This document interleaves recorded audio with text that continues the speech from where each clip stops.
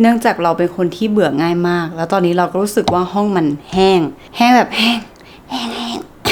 เราก็เลยจะมาทำ bedroom makeover กันค่ะ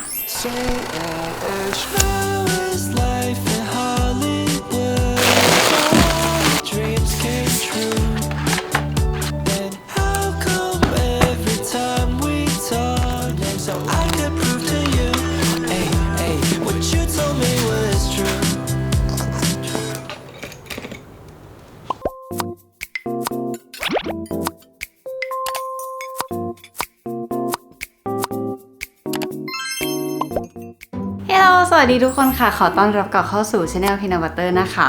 วันนี้จะมาเล่าให้ฟังเหมือนเดิมอีกแล้วว่าด้วยความที่เราเป็นคนที่ค่อนข้างเบื่อง่ายนะคะเพราะฉะนั้นในทุกไตรมาสมันก็จะต้องมีบางส่วนของบ้านที่เปลี่ยนมุมหรือว่าเปลี่ยนบรรยากาศไปและตอนนี้มันก็เลยวนมาถึงห้องนอนของเราฉันรู้สึกว่าห้องนอนมันแห้งเธอเข้าใจไหมเดี๋ยวเราจะขึ้นรูป before ให้ดูก่อนว่านะตอนนี้ห้องเราเป็นยังไงนะคะมันก็จะเป็นบรรยากาศแบบพาสเทลนิดนึงแล้วก็มีต้นไม้ตกแต่งอะไรนิดๆหน่อยๆซึ่งเรารู้สึกว่าเราอยากที่จะเปลี่ยนบรรยากาศในการนอนเพื่อการพักผ่อนที่รู้สึกเฟรชขึ้นต่างๆวันนี้ก็เลยจะมาทำ bedroom makeover กันค่ะก็คือจะมาตกแต่งห้องนอนของเราใหม่กันแอบกระซิบว่าเหมาะกับคนที่อยู่หอหรือว่าอยู่คอนโดด้วยเพราะว่าเราก็อยู่บ้านเช่าเหมือนกันเพราะฉะนั้นคลิปนี้เนี่ยก็จะเป็นการแต่งที่เป็นเฟอร์นิเจอร์ลอยไม่มีเจาะผนังไม่มีอะไรทั้งนั้นนะคะเพราะฉะนั้นสามารถไปทำตามได้เลยเดี๋ยวเรามาลุ้นกันนะคะว่าห้องของเราสุดท้ายแล้วจะออกมาเป็นยังไงจ้า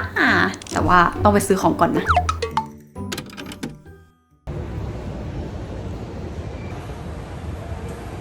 จริงนะถ้าแบบว่าอยากจะแต่งบ้านหรือทำอะไรสักอย่างก็ต้องมาอีเกียก่อนถึงจะไม่รู้ว่าเราจะซื้ออะไร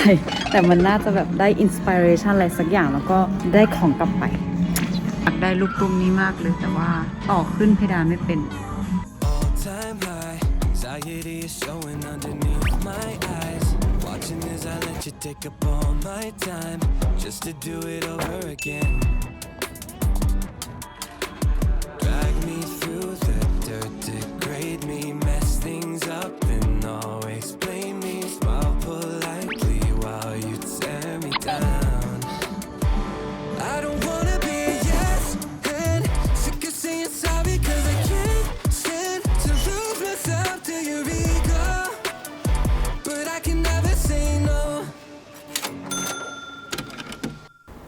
โอเคตอนนี้นะคะของตกแต่งของเราก็อยู่ด้านหลังเป็นที่เรียบร้อยแล้วที่เราไปสั่งมาเดี๋ยวจะมาสรุปค่าใช้จ่ายทุกคนฟังว่าของตกแต่งที่เราซื้อมานี่ราคาอะไรประมาณเท่าไหร่นะคะเขาบอกเลยว่าดิฉันนั้นเก็บเงินเพื่อการช้อปปิ้งครั้งนี้ไว้เป็นที่เรียบร้อยแล้ว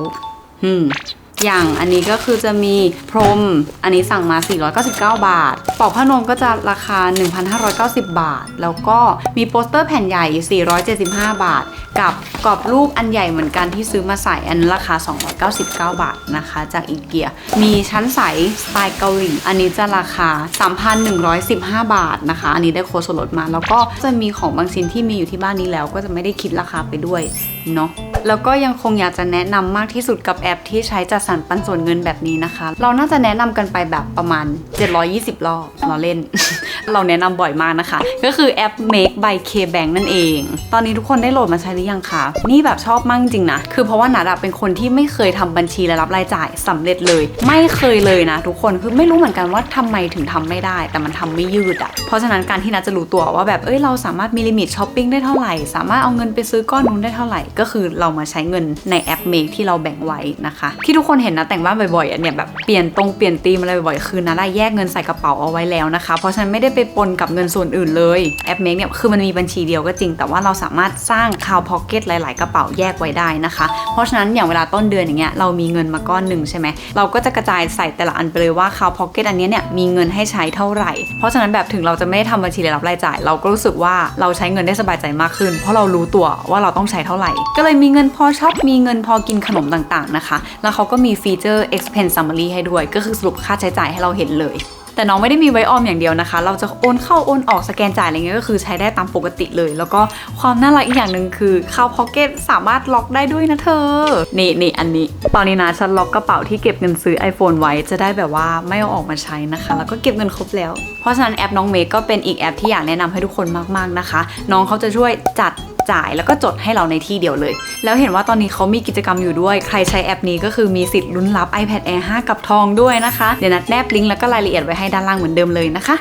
สามารถไปโหลดน้องมาได้แล้วก็จัดสรรปันส่วนช้อปปิ้งไปด้วยกันจ้ะเริ่มแรกเลยค่ะเราจะทำการเก็บเตียงกันก่อนเพราะว่าเวลาที่ห้องมันโล่งเนี่ยเราจะรู้ว่าเราจะต้องเอาอันไหนวางไว้ที่ไหนนะคะมันจะดูง่ายมากขึ้นแล้วก็ทำให้เราจัดการความคิดเรื่องการแต่งห้องได้ง่ายมากขึ้นด้วยแล้วก็อันนี้ขอแอบบอกว่าท็อปเปอร์เราชอบมากก็เลยจะวางไว้ที่เดิมนะคะอันนี้เป็นพรมของอีเกียค่ะทุกคนลายเขาจะแบบมันไม่ได้ขาวจั๊วทีเดียวมันจะมีสีดำแบบเล็กๆก็เลยรู้สึกว่ามันน่ารักดีนะคะจากที่ลองนอนในห้องเดินไปเดินมาเนี่ยรู้สึกว่าการที่มีพรมสักอันนึงเอาไว้ปลายเตียงหรือว่าข้างๆเตียงเนี่ยมันจะทำให้ห้องมีความอบอุ่นแล้วก็โคซี่มากขึ้นแล้วก็อย่างที่เราเล่าให้ทุกคนฟังไปนะคะว่าเราอยู่บ้านเช่าใช่ไหมเพราะฉะนั้นจะไม่สามารถเจาะผนังอะไรได้แต่ว่าอย่างอันเนี้ยเป็นไอเทมที่แบบว่าดีมากคุณค่าแก่ชาวหอมันทำให้เราสามารถติดอะไรเข้ากับผนังก็ได้แล้วก็ตอนจะย้ายที่มันไม่เป็นรอยด้วยมันเป็นตัวติดกรอบรูปของอีเกียค่ะที่มัน Amazing มากก็คือตัวเทปที่อยู่ข้างหลังตอนที่เราจะดึงออกเราสามารถค่อยๆดึงยืดขึ้นมาแบบนี้ได้แล้วเวลาที่เราดึงออกหมดมันจะไม่เหลือคราบทั้งคราบกาวหรือว่าคราบถลอกบนผนังเลยซึ่งนั้นชอบมากรู้สึกว่ามีอิสระมากขึ้นในการตกแต่งผนังด้วยเจ้าเทปอันนี้กับตัวติดของอีเกียนะคะแล้วก็จากการที่ไปเสาะหามาก็ไปเจอชิ้นนี้มาอันนี้มันจะเป็นชั้นใสสไตล์เกาหลีอันนี้คือแบบพรีออเดอร์มาเลย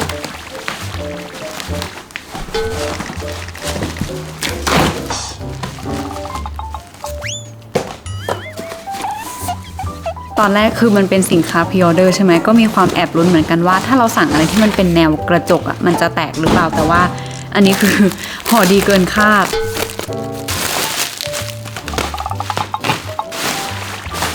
เราเห็นชั้นแบบเนี้ยใน Pinterest เยอะมากแต่ว่าพอแกะมาแอบรู้สึกว่ามันแบบเล็กกว่าที่นึกไว้นิดนึงคิดว่ามันจะใหญ่กว่านี้นะคะแต่ว่าความสวยก็โอเคให้เขาไปแล้วก็ชอบที่ต่อง่ายด้วย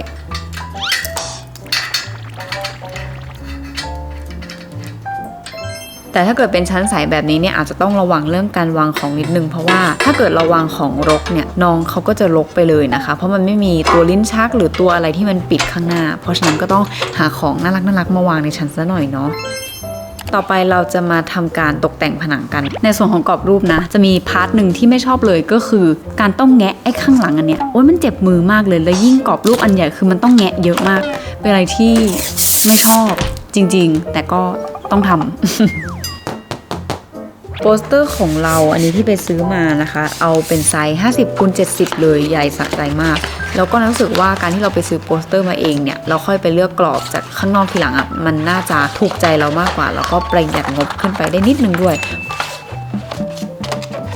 อันนี้คือ2อันที่เราแกะออกมาจากผนังใช่ไหมเขาบอกว่าเป็นไอเทมที่หาซื้อได้จากอีเกียที่มันเลิศมากนะคะเพราะว่ามันจะไม่ทำลายกำแพงเลยน้องจะชื่อสินค้านี้นะคะก็คือมีตัวเป็นแท่นแล้วก็เป็นกาวด้านหลังเนาะแต่ว่าอย่างเราถ้าเกิดใครเคยซื้อมาใช้แล้วแท่นอันนี้มันเอาไปรียูสได้เพราะว่าเราก็ซื้อแค่เทปกาวอันใหม่มาแปะเฉยๆก็ได้เหมือนกันนะคะเดี๋ยวเราก็จะเอาไปแปะบนผนังกันมันเลิศมากเถอะเพราะถ้าเกิดเราอยากเปลี่ยนที่เราก็แค่ดึงเทปเหมือนที่เราดึงกันไปจึ้งค่ะจึ้ง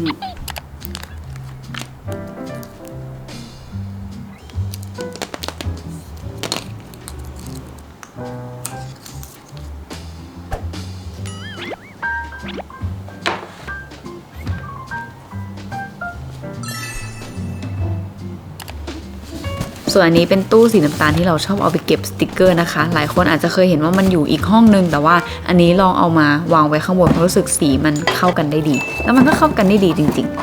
ๆยังคงคอนเซปต์เดิมว่าเป็นห้องที่จะต้องมีอะไรที่เป็นไฟแล้วก็มีต้นไม้ปลอมนะคะเพราะว่าเราไม่สามารถเลี้ยงต้นจริงให้รอดได้ก็เลยเอาเป็นต้นไม้ปลอมให้สดชื่นกระชุ่มกระชวยใจละกันส่วนหนังสือก็เอามาตกแต่งได้เหมือนกันนะก็ชอบอ่านเป็นการ์ตูนเนาะเพราะว่าอ่านก่อนนอนแล้วมันหลับดีมากนะคะ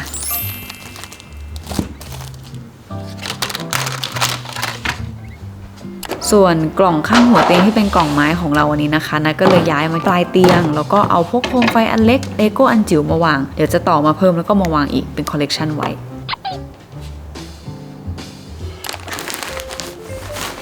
ต่อไปโซนผ้าปูที่นอนค่ะเราคิดว่าถ้าเกิดมันจะให้น่ารักและสไตล์ Pinterest อะปลอกหมอนอะมันจะต้องมีแบบหมอนเยอะๆนิดนึงอาจจะเป็นหมอนหลายๆไซส์ก็ได้นะแล้วก็ปลอกหมอนเนี่ยมันจะต้องคละสีกันก็คือไม่ใช่แพทเทิร์นเดียวกันหมดมันจะดูแบบสดใสแล้วก็มีลูกเล่นเยอะขึ้นมากเลย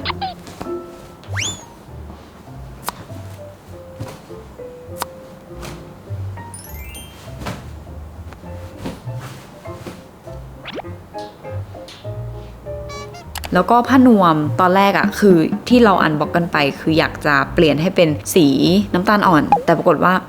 พอลองเทียบไปเทียบมารู้สึกสีเขียวมันสวยกว่ามันทำให้ห้องแบบไม่ได้เป็นโทนน้ำตาลซะทีเดียวขนาดนั้นอะมันก็แบบยังมีสีอื่นปะปนบ้างก็เลยกลายเป็นว่าเป็นสีเขียวเหมือนเดิมละกันนะคะมันก็ดูนุ่มนิ่มแล้วก็เข้ากับห้องเหมือนเดิมเลย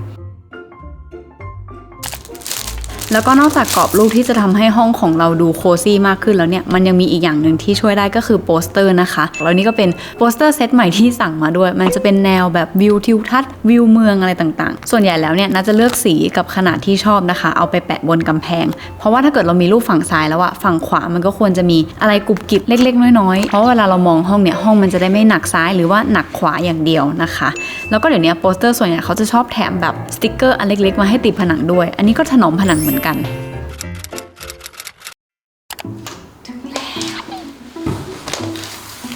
แล้วต้นไม้ปลอมของเราก็มาแล้วค่ะทุกคนอันนี้เป็นต้นไม้ที่รู้สึกว่าชอบช่วงนี้มากมันเป็นต้นไม้ใบเล็กๆนะคะมันจะให้อารมณ์มินิมอลนิดหนึ่งคือจริงๆนะเป็นคนที่ชอบต้นไม้สูงๆดูโปร่งๆใบเล็กๆนะคะอย่างอันนี้นะสั่งแค่150เซนติเมตรแล้วก็จะหาพวกกระถางที่มันทำให้สูงขึ้นนะคะมาใส่อีกทีนึงเพราะว่าบางทีถ้าเกิดเราเลือกต้นไม้สูงๆอ่ะใบมันก็จะเยอะไปด้วยซึ่งก็จะไม่ตรงตามโจทย์เราที่เราอยากได้ใบน้อยๆนั่นก็เลยไปเอาตัวฐานไม้กับกระถางที่ยกให้เขาสูงขึ้นมานิดนึงแบบนี้มาใส่แทนนะคะมันก็จะทำให้เรายังได้ต้นไม้ที่มีใบเล็กอยู่แล้วก็ได้ขนาดความสูงที่มากขึ้นด้วย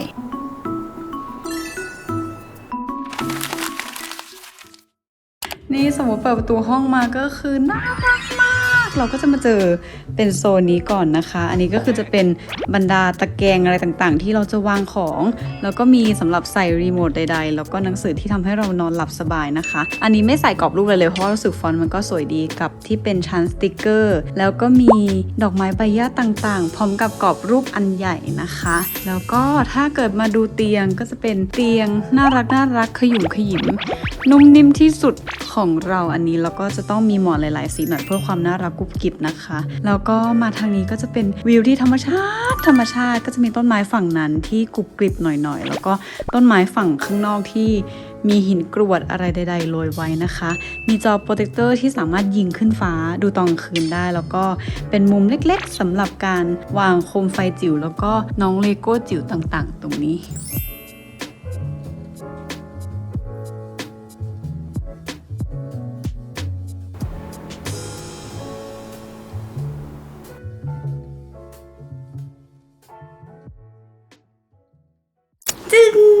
อันนี้ก็เป็นรูมเมคโอเวอร์ของเราค่ะทุกคนห้องที่ออกมาก็คือเปลี่ยนโทนไปในแนวแบบไม่เข้าใจว่าทำไมช่วงนี้ชอบสีเบจหรือว่าเขียวๆนะคะอุ๊ยฉันนั่งทำคลิปตรงนี้ก็สวยนะ